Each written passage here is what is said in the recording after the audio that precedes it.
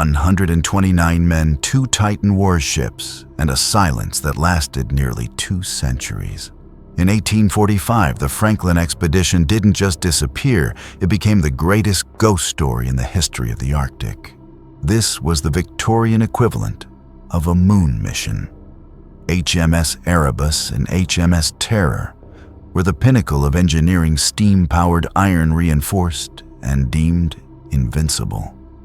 Yet the frozen labyrinth of the Northwest Passage swallowed them whole without leaving a single survivor. For generations, we had only whispers of starvation and madness. But within the last decade, the ice finally gave up its ghosts. Found sitting upright on the seabed, preserved in sub-zero darkness, these wrecks are literal time capsules. From porcelain plates still in their racks to a leather-bound book hidden in the silt, the evidence is finally speaking. Today we're diving into the haunting depths to uncover the chilling secrets left behind. What really happened in those final, desperate hours? Let's head beneath the waves. To understand the scale of the tragedy, you first have to understand the steel, or rather the massive oak timbers that were supposed to prevent it. In the mid-19th century, HMS Erebus and HMS Terror weren't just ships. They were the apex of British naval power rebranded for the ultimate frontier. But there is a dark irony in their very names that seems to foreshadow their final resting place. In Greek mythology, Erebus is the personification of a dark region of the underworld, while Terror speaks for itself. For these vessels weren't originally designed for exploration. They were born for violence. Both were bomb vessels, a specialized class of warship designed to withstand the devastating recoil of massive mortars. During the War of 1812, HMS Terror was actually one of the ships raining bombs bursting in air over Fort McHenry, providing the inspiration for the American national anthem. Because they were built to survive the violent downward shock of heavy artillery, their frames were reinforced to a degree that was almost unheard of in the 1840s. Their hulls were essentially thick, wooden fortresses. When Sir John Franklin was preparing for his final voyage, the British Admiralty believed that if any ship could survive the crushing grip of the Arctic pack ice, it was these two. The logic was simple. If a ship's hull could handle the explosive recoil of a 13-inch mortar, it could surely handle the slow squeeze of a glacier. To further prepare them, engineers lined the bows with extra layers of heavy oak and sheet iron, turning them into primitive icebreakers. But the British didn't stop at structural reinforcement. They decided to bring the Industrial Revolution into the heart of the frozen North. They ripped the steam locomotive engines right out of the railway cars of the London and Greenwich Railway and dropped them into the holds of the Erebus and Terror. For the first time, a polar expedition would have screw propeller technology. These ships were no longer at the mercy of the wind. They had the power of steam to push through the labyrinth of white. They were even outfitted with an early form of central heating, pumping warm water through the cabins to keep the sub-zero temperatures at bay. On paper, the Franklin expedition was invincible. As they sailed out of Greenhithe in 1845, the 129 men on board felt a sense of technological superiority. They had 3 years' worth of preserved food, the strongest hulls in the Navy, and the most advanced engines ever to face the ice. They were sailing in floating iron and oak tanks designed to conquer nature itself. But the Arctic is not a battlefield that can be won with mortars or steam engines. The very reinforcements that made the ships so strong also made them heavy and deep-drafted, a dangerous trait in the shallow, uncharted waters of the Northwest Passage. As we look at the wrecks today, we see the remnants of that misplaced confidence. These ships were built for a war against men, but they were lost in a war against the silence of the ice a war they were never truly destined to win. The moment the Franklin expedition sailed beyond the horizon of Baffin Bay in July 1845, they didn't just leave the map, they entered a black hole of history. The last European eyes to see them were those of whalers who reported a scene of total confidence. The crews were high-spirited, the holds were bursting with supplies, and the North Passage seemed like an inevitable victory. But as the summer of 1845 bled into 1846, the silence from the North began to grow heavy. Back in England, the Admiralty remained calm, but deep in the high Arctic, the invincible Erebus and Terror were meeting an enemy that didn't care about steam engines or reinforced hulls. The timeline of their doom is anchored by a single, haunting piece of paper known as the Victory Point Note. For over a century, this was the only witness to the nightmare. Found in a cairn on King William Island years later, the note contains two separate messages that reveal the exact moment hope turned into a death sentence. The first entry, dated May 1847, was routine. It stated the ships had wintered in the ice and all was well. But it's the frantic scrawl around the margins, dated just 1 year later, that tells the real story. In September 1846, the ships were gripped by a massive flow of multi-year ice that is so thick and old, it never melts even in the height of summer. They were trapped off the coast of King William Island, a place the local Inuit called the Land of the Dead. For over 500 days, the Erebus and Terror were held in a frozen vice. They weren't moving. They weren't exploring. They were just waiting. During that second winter, the all-well of the expedition shattered.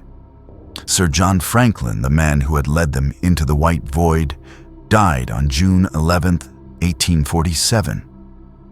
By the time the survivors reached the spring of 1848, 9 officers and 15 men had already perished. The remaining 105 survivors reached their breaking point on April 22, 1848. In a desperate final gamble, they abandoned the ships. They stepped off the decks of their wooden fortresses and onto the shifting, jagged ice. Their plan was madness. They intended to walk nearly 1,000 miles toward the Great Fish River, dragging heavy lifeboats mounted on sledges. Inside those boats, they didn't just pack survival gear. They packed the weight of their Victorian lives, silver plate, heavy books, and even curtain rods, belongings that would eventually become their anchors. As they marched, the Arctic began to peel them away. Scurvy-led poisoning from poorly soldered cans and the sheer bone-snapping cold turned the group into a line of walking ghosts. They were sailors, not overland explorers, and they were dying in a landscape that offered no mercy. Not a single man would make it to civilization. While the men fell one by one in the snow, the Erebus and Terror remained behind, unmanned and silent, drifting with the ice for years until they finally found their way to the bottom of the sea. The timeline of the men ended in 1848, but for the ships, a century-long sleep in the sub-zero darkness was just beginning. For over 160 years, the final resting places of the HMS Erebus and HMS Terror were the ultimate cold case in maritime history. They were the ghost ships of the high Arctic, sought by dozens of search parties, but found by none. That changed in 2014 and 2016, when the ice finally yielded its secrets. But what the divers discovered beneath the surface revealed a striking, almost poetic contrast between the two sisters. While they sailed together in life, their deaths have taken two very different paths. HMS Erebus was the first to be found, resting in the shallow, frigid waters of Wilmot in Crampton Bay. Because she sits at a depth of only 11 meters, barely 36 feet beneath the surface, she is almost close enough to touch. On a clear day, her dark silhouette is visible from the air, a massive wooden shadow haunting the seabed. But being so close to the world above has been a curse for the Erebus. She is trapped in a violent environment where the changing climate and increasing storm swells act like a slow-motion wrecking ball. Since her discovery in 2014, the sea has been dismantling her piece by piece. In a recent report, archaeologists were stunned to find that a 14-meter section of her upper deck had been torn off and flipped completely over by the sheer force of the water. Half of her deck is simply gone. The Erebus is a race against time. She is a ship that is slowly being reclaimed by the very ocean that killed her crew. Then there is the HMS Terror. Located 2 years later and 60 miles away in Terror Bay, she is a different story entirely. Found at a depth of 24 meters, she is protected by the crushing pressure and the absolute stillness of the deep. While the Erebus is a scene of chaotic destruction, the Terror is a masterpiece of preservation. When the first ROV cameras peered through the silt, the world saw something truly haunting. She was sitting perfectly upright on the bottom, as if she had just been parked there. Her masts are broken, but her hull is nearly intact. Most incredibly, almost all of her windows, some of the most fragile parts of a 19th century ship, remain unbroken, keeping the Arctic water out and the secrets of the past in. The discovery of the Terror was almost as legendary as the ship itself.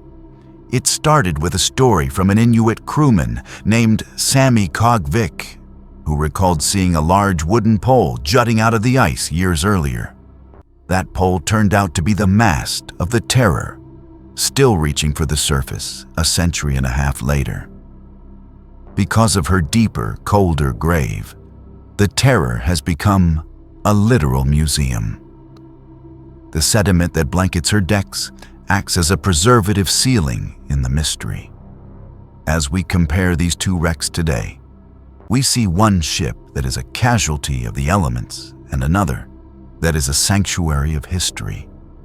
The Erebus is shouting for us to save what is left, while the Terror is waiting silent and perfect for someone to finally open her doors.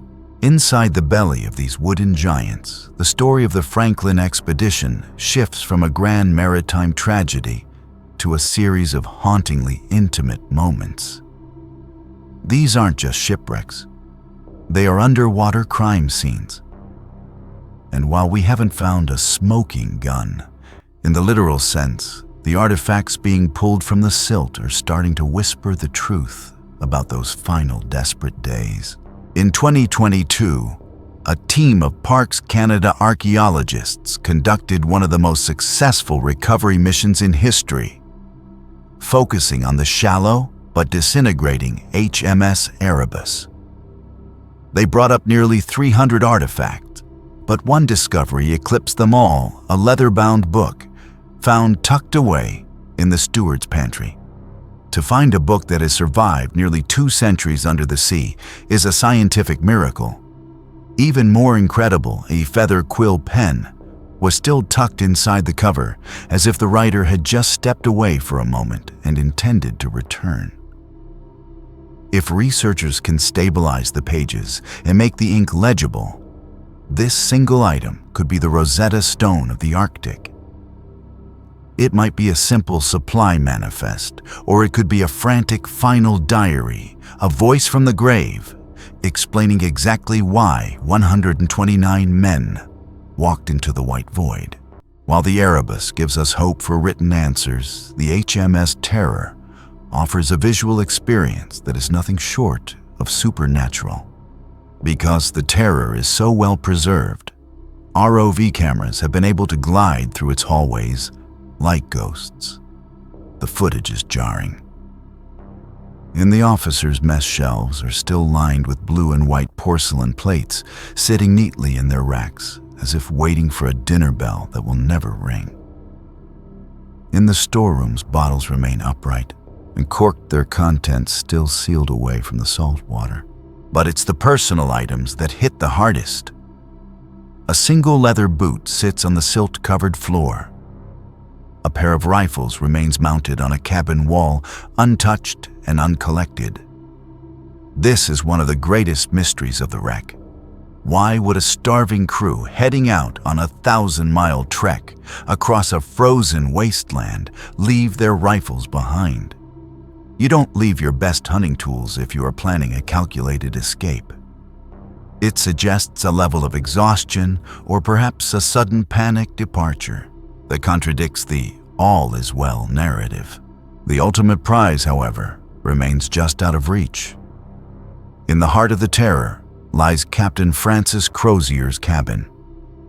His sleeping quarters are currently inaccessible, buried under protective layers of sediment, but his desk has been located. It is intact, firmly closed, and perfectly sealed. Archaeologists believe that if any record of the expedition's final months exists, the gap years between 1846 and 1848, it is locked inside those drawers. Every artifact recovered so far is a piece of a puzzle, but Crozier's desk is the box that holds the picture. We are no longer guessing what happened to the doomed expedition. We are standing at the door, waiting for the keys to the past to be turned.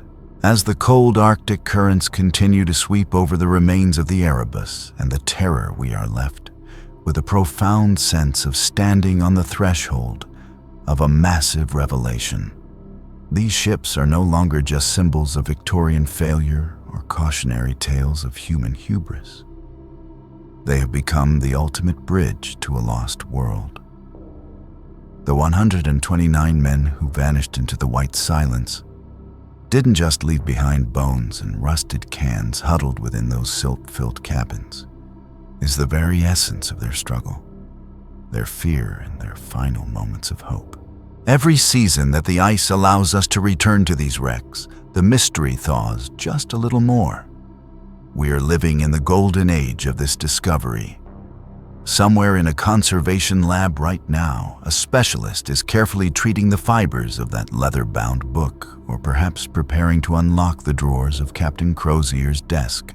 We are closer than we have ever been to hearing the voices of the Franklin expedition tell their own story in their own words after nearly 2 centuries of silence. The Arctic is a place that guards its secrets with a jealous, frozen grip, but it is finally letting go. The story of the Erebus and the terror reminds us that history isn't just something written in books, it's something waiting to be found, resting quietly beneath the waves, perfectly preserved in the dark. If you're as haunted by the mystery of the Northwest Passage as we are, and you want to be there when the first pages of those lost diaries are finally read, make sure to hit that subscribe button and turn on notifications. We'll be right here to bring you every update as the ice reveals what really happened to the doomed expedition. Thank you for watching and for helping us keep the memory of these explorers alive. Until the next dive, keep looking for the truth beneath the surface. We'll see you in the next one.